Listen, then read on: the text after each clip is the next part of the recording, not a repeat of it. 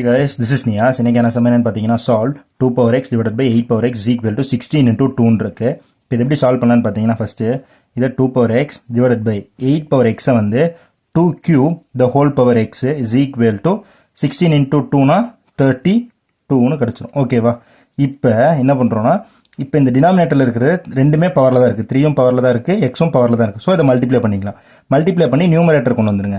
அப்ப டினாமினேட்டர்ல இருக்க டேர்மை நியூமரேட்டர் கொண்டு வந்தா பவர்ல மைனஸ் வரும். அப்ப இது எப்படி எழுதலாம்? 2 power x into 2 power minus 3x is equal to இந்த 32 in terms of 2ல எழுதுங்க. அப்ப 2 power 5 ன்னு எழுதலாம். ஓகேவா?